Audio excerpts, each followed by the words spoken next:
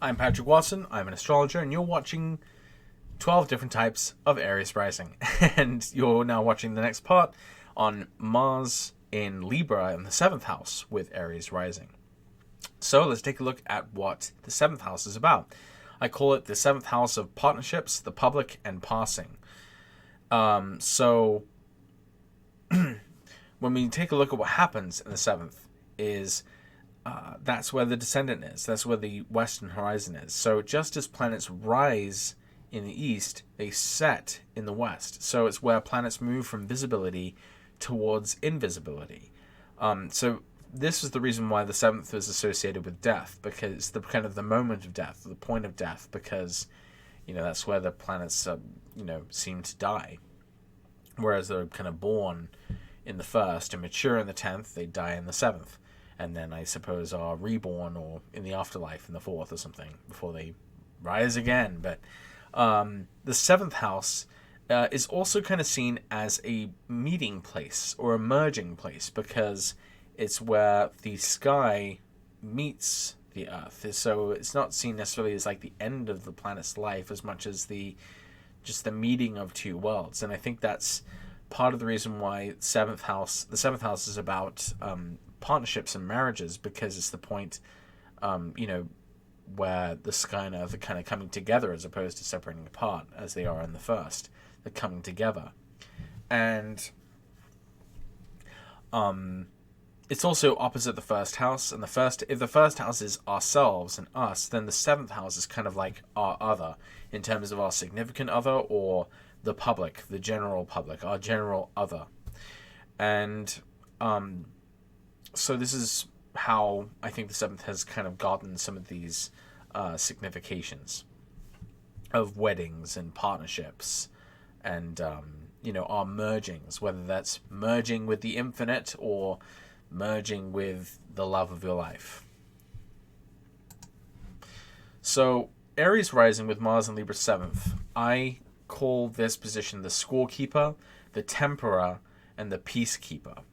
So this is going to be someone who's characterized through their contrast to others or through their partnerships, contradictorily at war with their own rough nature, resisting the worst of their impulses, and playing against their type, an outlier in their field, striving and thriving despite the odds.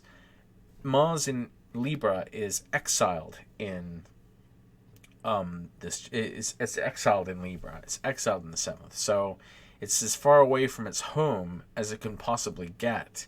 And so that's why there's kind of this notion of the planet being in a kind of a foreign environment. So Mars is more at home, on the runway, in the stadium, on the freeway racing, having an arm wrestle, that's proving yourself, making yourself tough. That's where Mars seems to be comfortable, but it's sort of in an uncomfortable position potentially when it's in Libra, because it's like Mars is this kind of hothead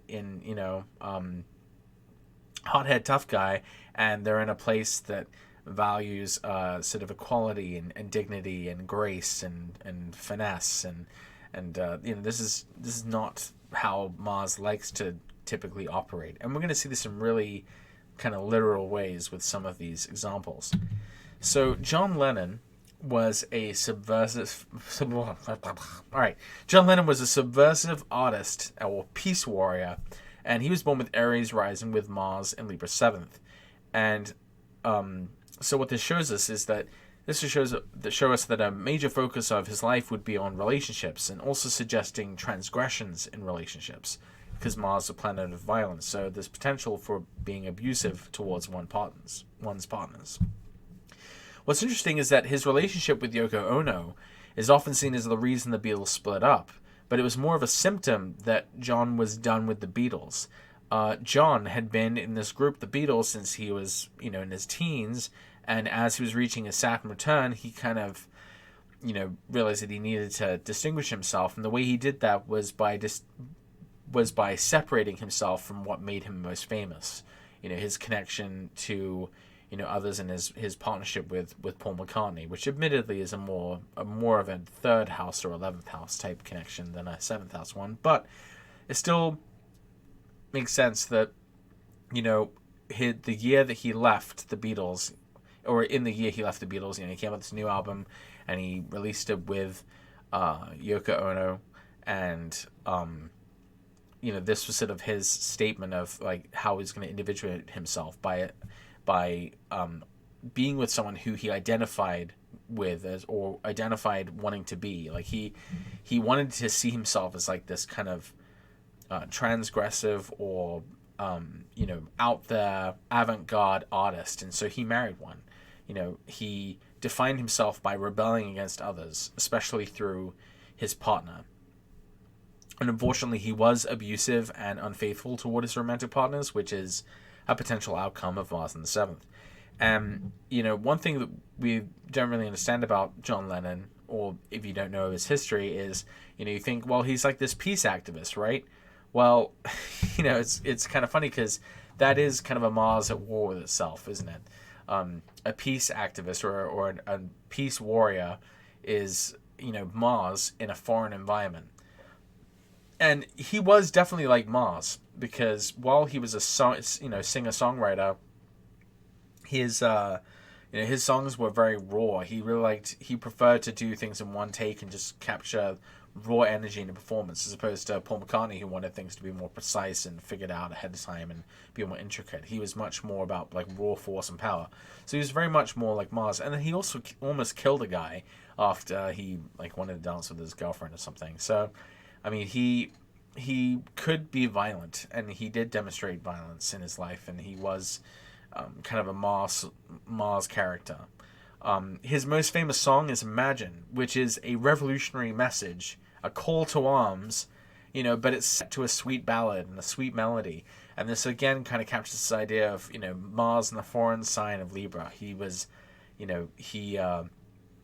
another way in which he kind of felt out of place, I think, as well, was probably by class. He came from this really working class kind of place, and I think he kind of struggled then with, how to be, how to be that kind of rough, hard-scrabble working class hero, in sort of this crazy, like, environment of being like this famous artist, and with everyone throwing a red carpet in front of him. It's sort of an interesting thing to think about. So John Lennon, he is a good example, I think, of Aries rising with Mars and Libra in the 7th. Heather Locklear, this is one you may not have expected if you don't know much about what's been going on with her more recently. She was born with Aries rising with Mars and Libra 7th. And so this shows us that her ascendant ruler Mars is kind of fundamentally uncomfortable in Libra, the realm of beauty, pleasantness, and in the area of relationships, since it's her 7th house.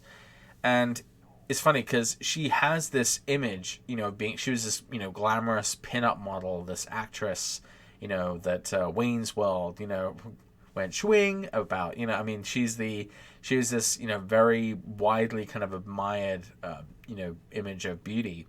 And so what's interesting is, while she had this kind of squeaky clean, bubbly blonde persona, she married people who, were completely unlike herself. She married these like 3 heavy metal rockers, and she admitted that she was rebelling through her choice of romantic partners and exploring her dark side. And so I think it's clear then that like there's some things about her that maybe we don't know. She had very contentious relationships. She subtly and surprisingly divorced some of her husbands. And in February 2018, she was arrested for domestic violence against her boyfriend and battery against a police officer. And, that unfortunately is one of the potentials of, having Mars in the 7th. And then she was arrested again later that year for 2 misdemeanor counts of battery. Another way in which she kind of manifested this idea of Mars being in a foreign place was she played a mean antagonist on Melrose Place. She played this like basically this beautiful woman who appeared nice but was actually like villainous. And then she also played a cop on TJ Hooker, and that sort of a cop is a very martial character, but being a woman, it was like she was kind of out of place in this environment. She is kind of this troubled rogue in a way, and she was kind of having to put on this performance of a pin-up beauty. She was Mars, but being told to be pretty and be nice and be all this kind of stuff, and she kind of rebelled against that through her choice of partners and, in troubles with her partners. And so, we wish her all the best. But, it's a very interesting example of Aries rising with Mars in Libra in the 7th.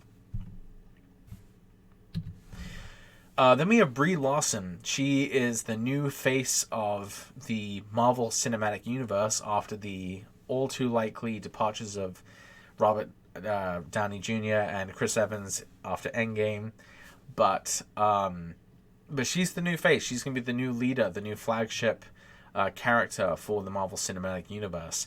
And while she's not the first superheroine to ever grace the screen, she is definitely breaking kind of a mold. A lot of hay was made over the fact that Captain Marvel is going to be the first female-led superhero movie from the Marvel Universe, despite having Scarlet Witch and Black Widow and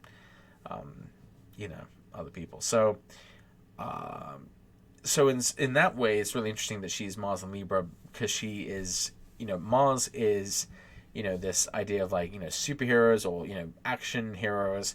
And then in Libra, it's kind of coming from this completely different sort of place. And I think that they'll definitely be exploring kind of the differences of a female superhero versus a male superhero, because she's, a female superhero, and that's this sort of novel or somehow outside of what we typically expect. And I think it's reflected by the position of Mars in her chart and the fact that it rules her ascendant.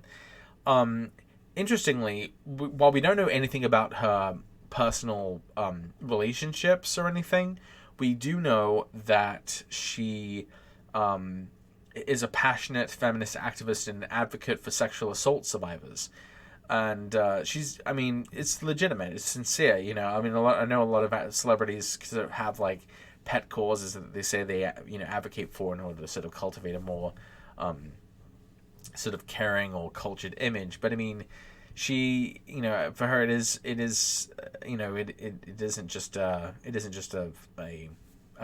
put on.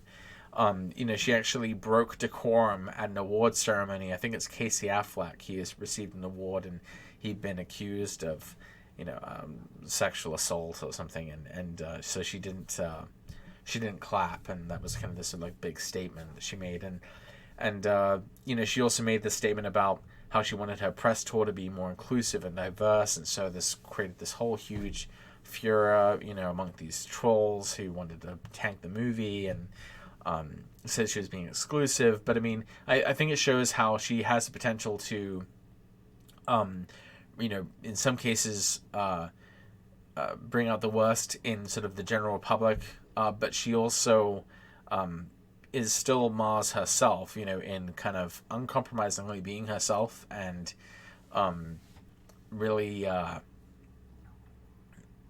being who she is, regardless of the sort of pushback she gets from the fans. And the film ended up doing really well. So, also, I wanted to mention, people might say, like, what about Gal Gadot? What about Wonder Woman? And what's interesting about her is we don't have a birth time for Gal Gadot, but she does have Venus in Aries, and it was released at a Venus-Uranus conjunction in Aries. So, I think it's interesting because Venus in Aries is the opposite of Mars in Libra. So instead of, the Mars superhero archetype in a strange place in Libra, it's Venus the princess in a strange place in the sign of the warrior. So I think there's something there to that, between these two women who are taking on these extremely popular and extremely beloved female superheroines. And next we'll be looking at Mars in Scorpio in the 8th house with Aries rising.